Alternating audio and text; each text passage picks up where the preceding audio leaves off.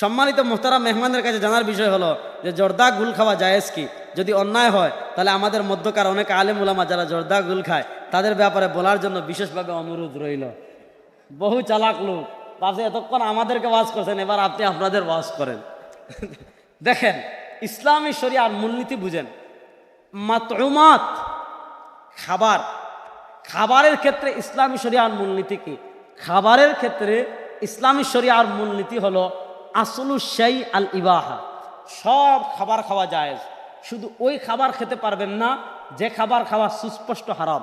যেমন আমরা 7 আপ খাই, 7 আপ খাওয়া জায়েজ কেন? কারণ এটা হারাম, এটার পক্ষে নস নাই। আমরা পাঙ্কাশ মাছ খাই, পাঙ্কাশ মাছ খাওয়া হালাল কেন? নবী তো জীবনে পাঙ্কাশ মাছ খান নাই। কোনো হাদিসে পাঙ্কাশ মাছ খাওয়ার কথা আছে চেয়ারম্যান সব নাই। আমরা চাইল খাই, আমরা ডাইল খাই, আমরা টমেটো খাই। আল্লাহ নবী তার জীবনে টমেটো খাইছেন? টমেটো খাওয়ার কথা কোনো হাদিসে আছে? আমরা শশা খাই না? শশা আমরা আরও কি খাই? কপি খাই। তারপরে আর বাংলাদেশি সবজি কি আছে? বেগুন খাই, তারপরে বরবটি খাই, তারপরে সিম খাই, পেঁপে খাই। এগুলা নবী জীবনে খান নাই, এগুলা খাওয়ার কথা কোনো হাদিসে নাই। এগুলা খাওয়া হালাল কেন? কারণ খাবারের ক্ষেত্রে ইসলামী শরিয়ার মূলনীতি হলো আসলু শাই আল ইবাহা। প্রত্যেক ওই খাবার খাওয়া হালাল যে খাবার নিষেধের পক্ষে কোনো দলিল নাই, শুধু ওই খাবারটা খাওয়া হারাম যেটা নিষেধের পক্ষে দলিল আছে। নিষেধের দলিল নাই এমন সব খাবার খাওয়া হালাল। টমেটো খাওয়া হারাম, দলিল নাই, এজন্য হালাল। কপি খাওয়া হারাম, দলিল নাই, এজন্য হালাল। পাঙ্কাশ মাছ খাওয়া হারাম, দলিল নাই, এজন্য হালাল। এবার আপনি যদি বলেন জর্দা হারাম, দলিল দেখান, দেখান।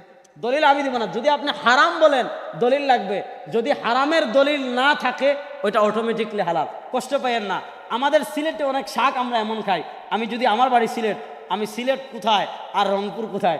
আমাদের সিলেটে যদি আমি অনেক শাক খাই, যদি আমি আইনা আপনাদের এলাকায় দেখাই, বলবেন না এগুলো তো ঘাস।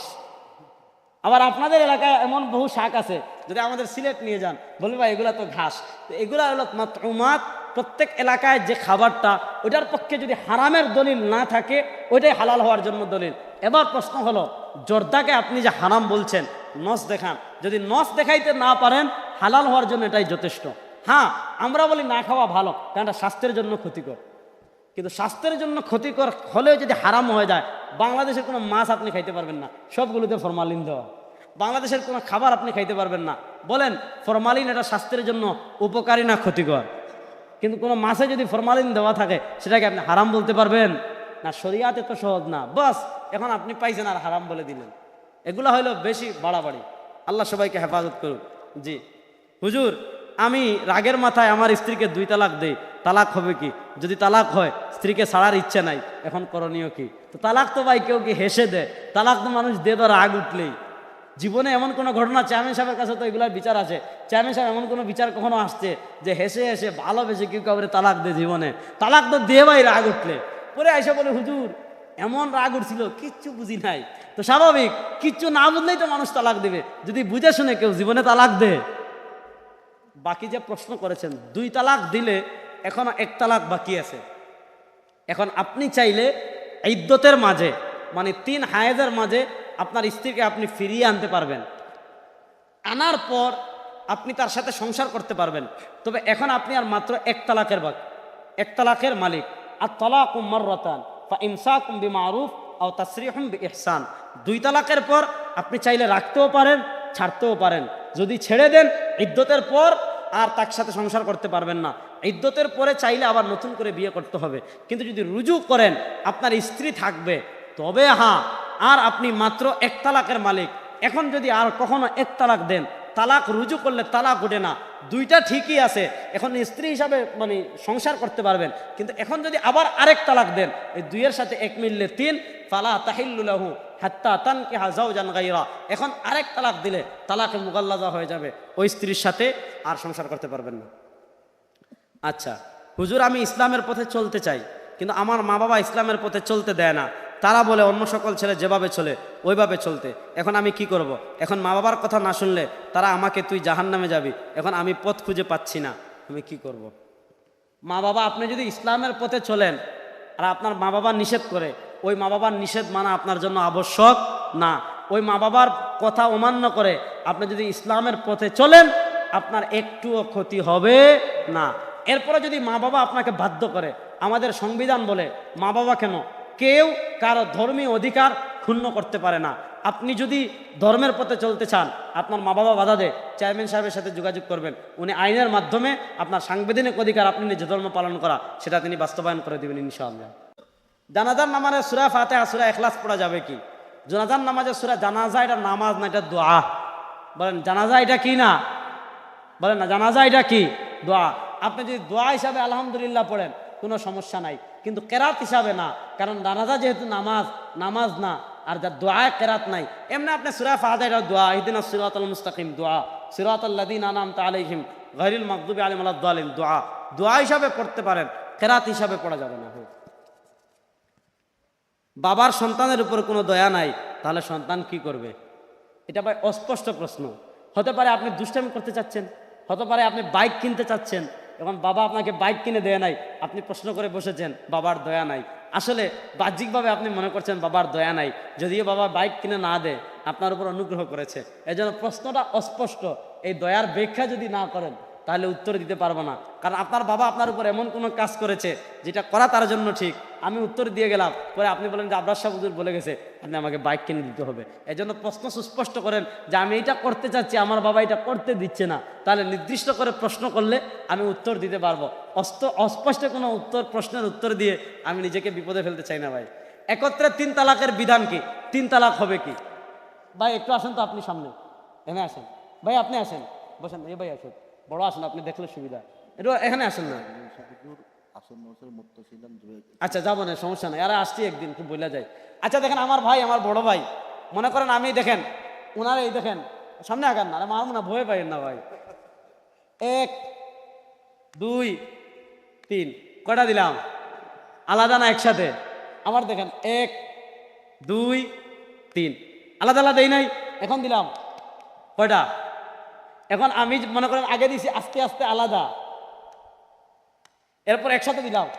এখন আমি যদি বলি একসাথে 3টা দেওয়ার পর বলি না 3টা দেয় নাই, যেহেতু একসাথে দিছি একটা, মানবেন নি? আপনার একজনে একসাথে 3টা লাত্তি মারছে, আপনি সে বললো যেহেতু একসাথে দিছি, লাত্তি কি একটা না 3টা? একসাথে দিলেও 3, আলাদা করে দিলেও, বলেন একসাথে দিলেও, আলাদা করে দিলেও, তালাক একসাথে দিলেও 3, আলাদা করে দিলেও। দেখেন লামাযহাবী গোষ্ঠীর সাথে এই লামাযহাবী গোষ্ঠী কত মানুষকে জিনা করাচ্ছে। চেয়ারম্যান সাহেব এই মাসালাটা বলে যাই, সকল সাহাবা একরামের ঐক্যমত, কেউ যদি তার স্ত্রীকে 3 তালাক একসাথে দেয় 3 তালাক হবে।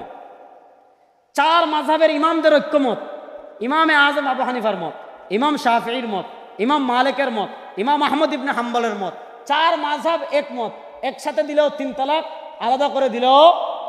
এই লামাযহাবীর গোষ্ঠীর 3 তালাক দিলে মানুষ ফতোয়া আনতে যায় লামাযহাবী মাদ্রাসায়, 1000 2000 টাকা দে, হেরা ফতোয়া দিয়ে দে যে 3 তালাক না 1 তালাক হয়েছে, পড়েন নাউযুবিল্লাহ। যদি কেউ 3 তালাক দেওয়ার পর লামাযহাবী মাদ্রাসার থেকে ফতোয়া আনে 1 তালাক মেনে তার স্ত্রীর সাথে সংসার করে, তার আমলনামায় প্রতিদিন জিনার গুনাহ লেখা হবে। কারণ সাহাবার মতো দিন মানতে হবে, ইমামদের মতো দিন মানতে হবে, নতুন করে দিনে কোনো কিছু আবিষ্কার করার কোনো সুযোগ। দলিল কত দলিল দেওয়া যাবে? আমার 1 ঘন্টার আলোচনা আছে, আমি প্রায় 30-এর অধিক দলিল দিয়েছি। সাহাবা, তাবি, তবে তাবি সবার ঐক্যমত ছিল, একসাথে দিলেও 3 তালাক হবে, আলাদা করে দিলেও 3 তালাক হবে। ইবনে আব্বাসের কাছে এক ব্যক্তি গিয়েছে, গিয়ে বলেছে ইয়া রাসূলুল্লাহ, এই ইবনে আব্বাস, আমি আমার স্ত্রীকে 100 তালাক দিছি। আমাদের বাঙালিদের এটা স্বভাব আছে, তুই 1 তালাক 2 তালাক 3 তালাক 4 তালাক, তোর 14 গোষ্ঠী তালাক দেখি দে না, এরকম তো এইরকম 100 তালাক দিয়েছে। ইবনে আব্বাস বলেন তালাক হয়েছে 3টা, আর বাকি 97টা ইত্তাখাস্তা আয়াতিল্লাহি হুজুয়া, আল্লাহর আয়াত নিয়ে তুমি ঢং তামাশা করেছো। বোঝা গেল 3টা একসাথে দিলে হয়ে যায়। সুতরাং 3 তালাক দিলে 3 তালাক হয়। যারা বলবে 1 তালাক, তাদের কথা ঠিক না। আল্লাহ তাদের মূর্খতার থেকে আমাদেরকে বেঁচে থাকার তৌফিক দান করুন। সবাই বলেন আমিন। আজকে আর সময় দিতে পারছি না, আর একটু সময় দিতে পারলে আরো ভালো লাগতো। আজকের মতো এখানে শেষ করছি। আল্লাহ যে কথাগুলো বললাম, ইন আসাবতু ফামিনাল্লাহ ওয়া ইন আখতাতু, আচ্ছা এটা একটু বলি নাকি? ফরজ নামাজের পর সম্মিলিত মুনাজাত। আচ্ছা বলেন, আল্লাহর নবীর আমল যেমন আমাদের জন্য দলিল, নবীর সাহাবা একরামের আমলও তেমন আমাদের জন্য। সাহাবাকে যদি কেউ বলে বেদাতি, বুঝবেন হের 14 গোষ্ঠী বেদাত। আমি একটা হাদিস বলি, আজকে আর বেশি সময় নিতে পারবো না। একটা হাদিস বলি, ইমাম ইবনে কাসির আল বিদায়া ওয়ান নিহায়া এনেছেন, ইমাম ইবনুল আসির আল জাজরি তারিখ ইবনে আসিরে এনেছেন, ইবনে জারির তাবারি তারিখ ইবনে জারির তাবারিতে এনেছেন। আল্লাহ নবী সাল্লাল্লাহু আলাইহি ওয়াসাল্লামের একজন মুস্তাজাবুদ দাওয়া সাহাবী ছিলেন হযরতে আলা হাজরামি রাদিয়াল্লাহু তাআলা আনহু। আল্লাহ নবী একবার তাকে আমির বানিয়ে যুদ্ধে পাঠিয়েছেন। রাত্রে তারা মরুভূমিতে সফর করে এক জায়গায় বিশ্রামের জন্য ফজরের সময় ঘুমিয়েছেন। উটে রসদপত্র রেখে ফজরের সময় ঘুম ভাঙছে, দেখেন সব উটপত্র হারিয়ে গিয়েছে, আর কোনো পানিও নাই, সামানাও নাই। সাহাবা একরাম মরুভূমির ভিতর পেরেশান হয়ে গেলেন। ওয়াসাল্লান নাস, সব মানুষকে নিয়ে হজরতে আলা হাজরামি ফজরের নামাজ পড়লেন। ফজরের নামাজ পড়ে ওয়াজাথা বিরুকবাতাই ওয়াদা নাস, উপর হয়ে সব মানুষকে নিয়ে দোয়া করলেন। তিনি দোয়া করলেন, মানুষরা আমিন আমিন বলল। দেখা গেল দোয়া শেষ হতে দেরি যে উটগুলো হারাই গেছিল একটা একটা করে সব ফিরে চলে আসছে। তাহলে ওই যে সাহাবা ইকরামের এক জামাত ফজরের পর মুনাজাত করলেন সবাই মিলে, নিশ্চয়ই তারা বেদাত করছেন। হ্যাঁ, নিশ্চয়ই তারা বেদাত করছেন।